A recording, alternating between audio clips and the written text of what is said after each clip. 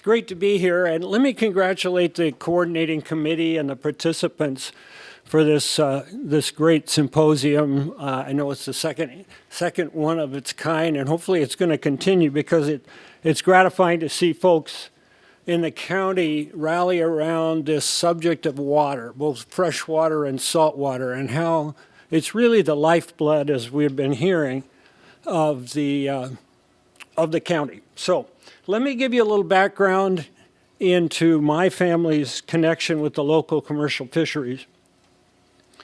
My great-grandfather, Melzer Granger, moved out here in 1888, in the fall of '88, from Michigan.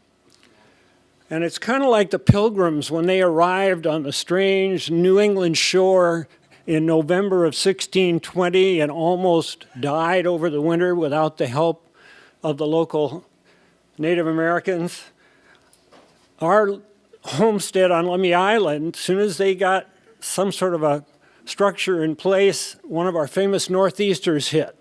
And really, the story is that our family would probably not have survived the winter without the help of the Lummi Nation coming over and getting them and taking them over to the mainland. So you can see the connection. The fisheries here in the county developed rapidly at the turn of the 20th century, and so did logging and some of the other industries here, as we've heard.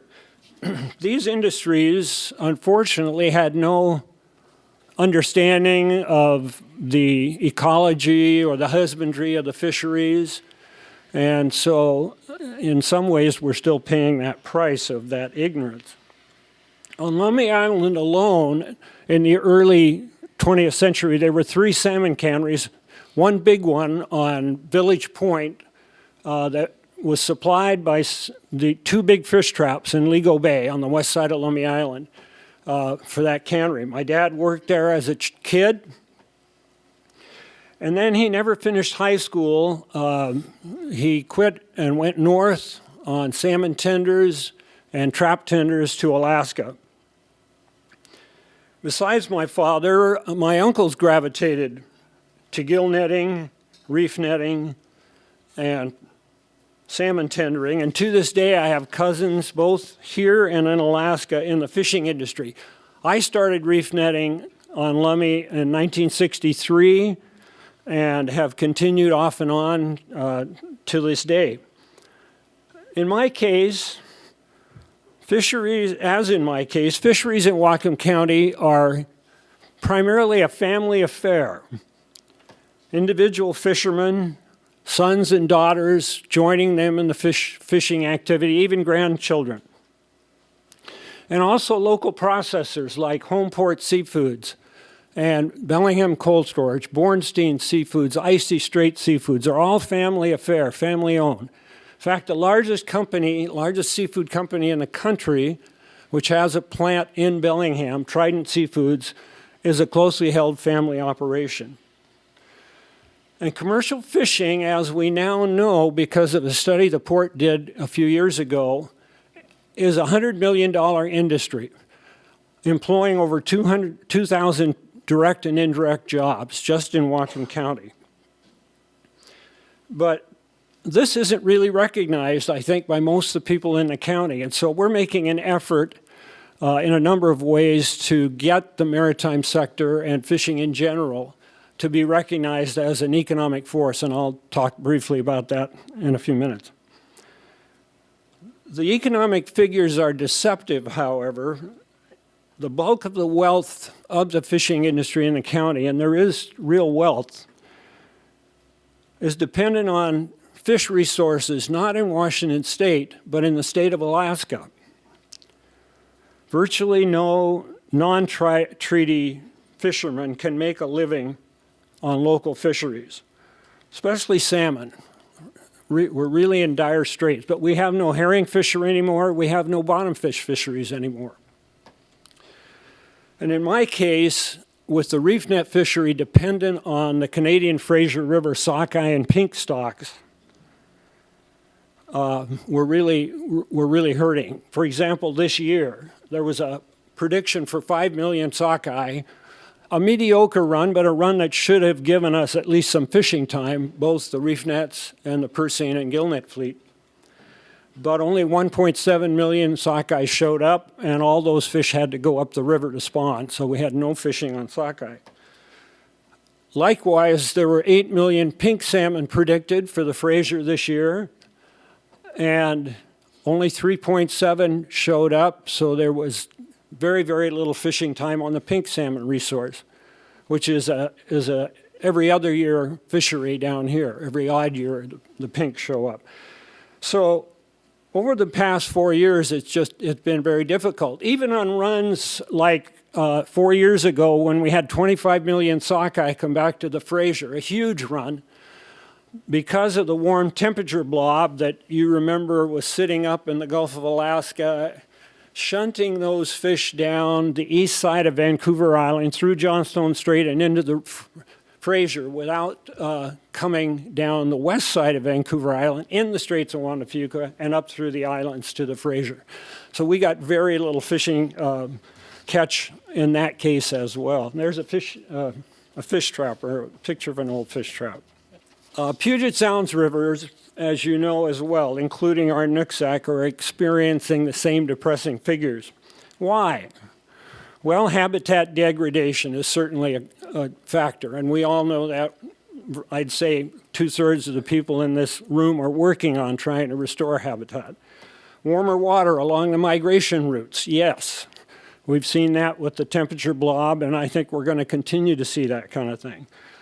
Sea lice from fish farms in British Columbia, perhaps. It's not a proven thing, but it's certainly a thing that a lot of people think affects the smolts as they go out. A favorite subject of mine and other commercial fishermen is sea lion and seal predation, especially on smolts coming out of the rivers. There's a study in BC that characterizes the sea lion and seal population as at least 40,000. And those 40,000 seals in the spring will eat up to 100 smolts a day. And you can do the math to tell you just how much that might be affecting. Ocean conditions, these fish go out and live in the ocean. We don't know what happens out there really to any great extent, but with ocean acidification and climate change, ambient water temperatures going up, it has to be a factor. One thing that a lot of people think is a problem, but I do not, is overfishing. We've got a management system in Alaska, in Washington State, locally, and on the coast that is very restrictive to fishing efforts. We really don't overfish stocks on the West Coast as we may have done in the past. So I think overfishing is a misnomer. So what can we do? Well, we're doing great things. All of you are working on habitat restoration. The state and federal agencies, the tribes, the agriculture industry, the logging industry, the fishing industry, we're all working toward that one goal, and hopefully you'll be talking about that. We have a tremendous co-management system of the fisheries with the treaty tribes, the state and federal agencies, and the fishing industry and the Canadians, and that should continue. But we also need to recognize the importance of the maritime sector to the Whatcom County economy. It's a myriad of small companies. We don't have any one big employer like Intalco or Arco, but when you take it all together, it's 6,000 jobs, and it compares very favorably with the ag sector, the health sciences sector, and the industrial sector out at Cherry Point. So we need to also finally recognize, and I know we do in this room at least, the cultural and economic value of the fisheries to the Lummi Nation and the Nooksack tribe. And I'm really so pleased to see the Lummis are getting back into reef netting. The Kinley family and Steve Soloman are part of that effort.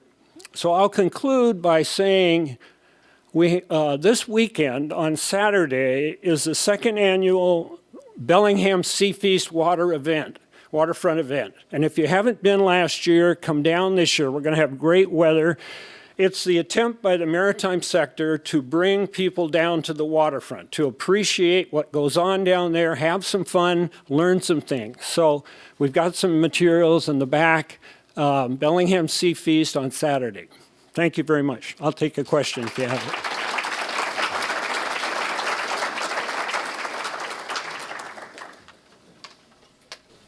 Thanks, Pete. A question on the condition of the stocks and the impacts from human activity. You didn't mention water quality. I'm new to this region.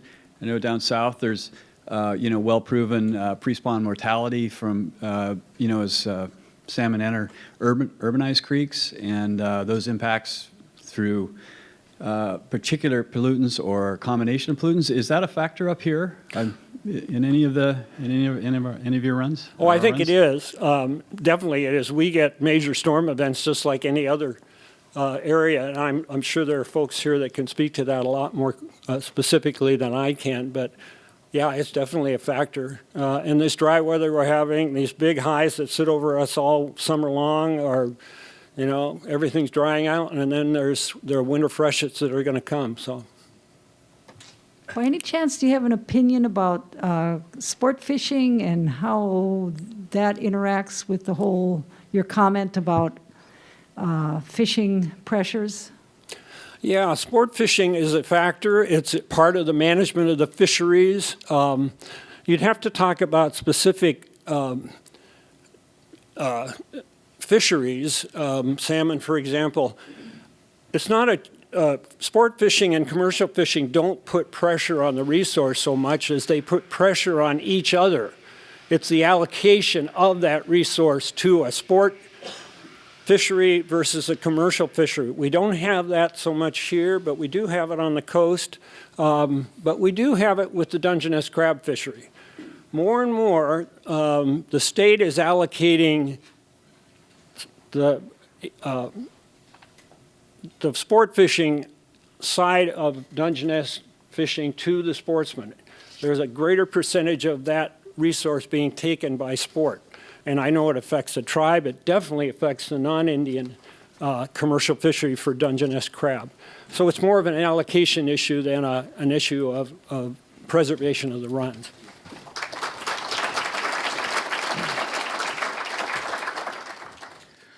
Asiyam, Nishchalicha siyam, Itza Salaluch, Itza Siatlum, Itza Hualanitum, Haichka Quanasanat Tachel, Itza and Tletzatina Quelia, Isa Itza no Hilak Quanas Langnuch Tia Nishchalicha. Thank you. My dear friends, relatives, I'm really thankful to be here with you all.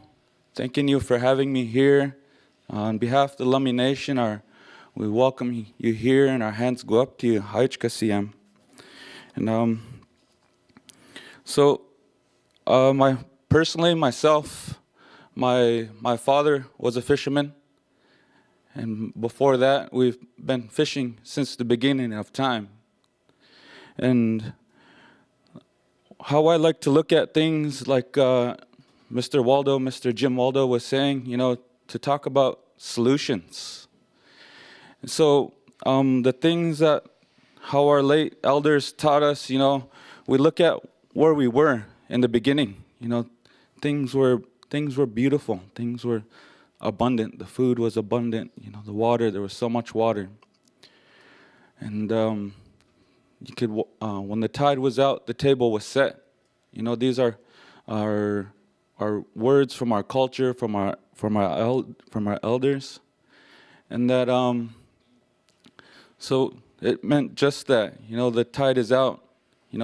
Or the tide waits for no one. That's a saying that we get from fishing.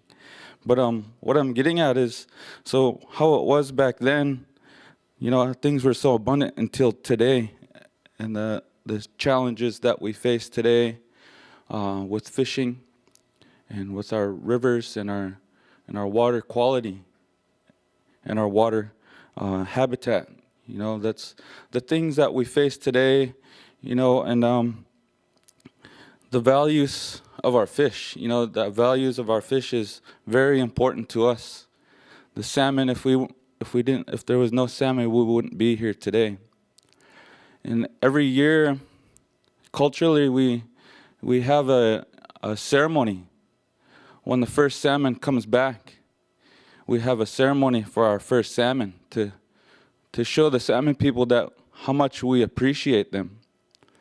And some of the things that we can be doing ourselves to show our appreciation for our environment, the appreciation of our fishing, and appreciation of what, how we take care of the Mother Earth, and the things that we can do ourselves. And so I'm kind of jumping all over, but I want to share, the perspective of myself, growing up. I remember my dad and my grandpa, they tell me the stories on how much fish they used to catch. There used to be so much fish. And slowly and gradually, steadily, the fish is depleting. And part of that is the habitat and the water quality. And to even where we lived at in Lummi, we live down by the beach, by Portage and Portage Bay. And to be able to walk down the beach and pick oysters. And today, we're not able to do that today without having to be worried about the toxicity of our shellfish. So it's something that we're working on together. We're trying to do our best. And what I'm getting at too is that into the future, we're not thinking about ourselves here today.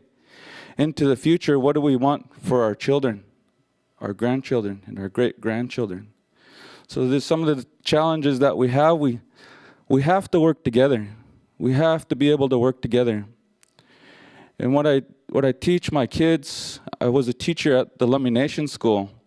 So what I teach our kids is that we have to be able to paddle together and to work as a team.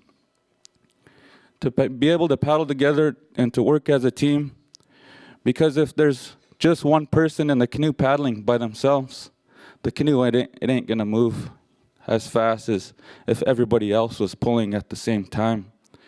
So what I want to do, I want to have some action today, have some action today to stand together and to work together. And I want to share a song. And this song, it comes from our origin story and who we are and where we come from. And in this song, it says, "My highly respected people, we are the survivors of the Great Flood. Come together, my Indian people, and stand strong. I am a survivor of the Great Flood." So if you're able to stand today, I would ask each and every one of you to please stand. I'm going to share this song, that to show that we're able to come together and to stand together. I remember I served in the Navy. I served in the Navy from 2000 to 2012. And the United States Navy is one of the world's strongest Navy. And it's because of, we honor each other's values. And in the Nooksack Basin, we have from all walks. We have different values of people.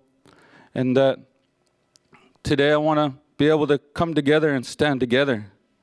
That we're going to stand together to, we're thinking about our future generations and what our grandkids and our great-grandkids are going to have. We want them to be able to experience the things that we've experienced in our lifetime. Some simple thing as going down to the beach and collecting oysters or digging clams or catching fish. And I want to share this song with you this morning.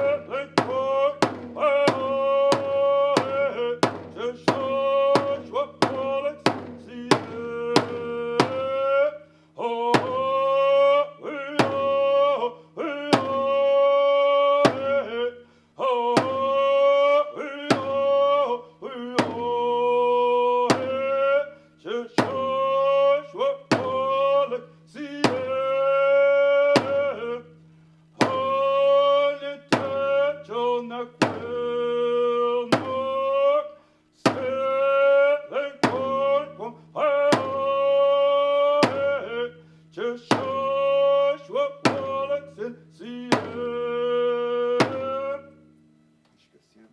you.